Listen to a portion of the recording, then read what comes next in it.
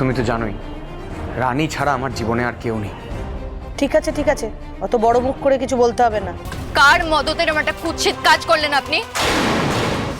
প্রীতমকে কতবার ফোন করলাম, ফোনটা ধরলই না।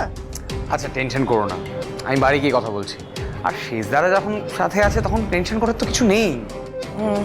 না বাবা, আমি কেন চিন্তা করব? তোমরা ঝগড়া করবে, তুমি বাড়ি ফিরবে না, একজন সকাল হলেই বেরিয়ে যাবে।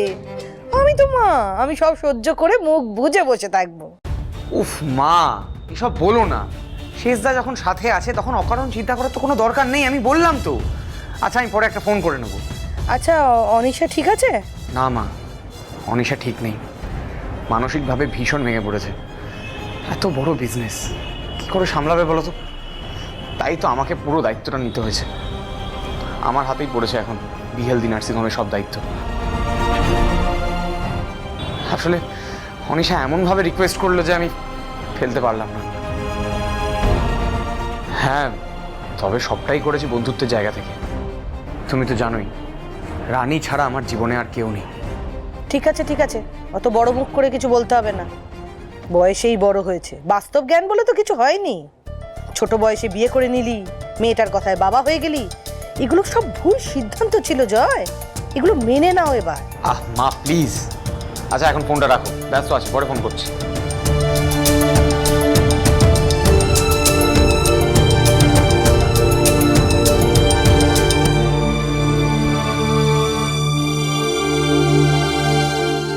রানী গেল কোথায়?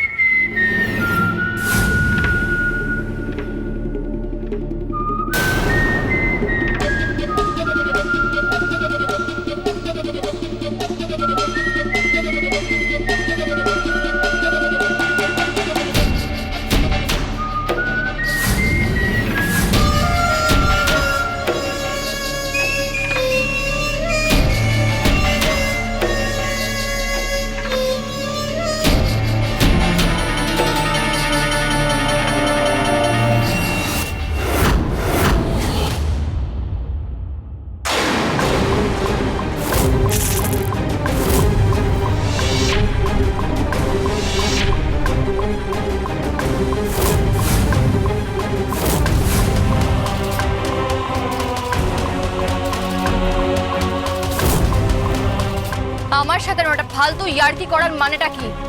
আমার জীবনটা নষ্ট করে দেওয়ার জন্য আপনি একটা জঘন্য স্টেপ কেন নিলেন? আশা করি উত্তরটা আপনি দেবেন। কার মদতে এরকম একটা কুৎসিত কাজ করলেন আপনি? আমার আর দুর্জয় সম্পর্কটা নষ্ট করে দিতে কে বলেছে আপনাকে? বলুন।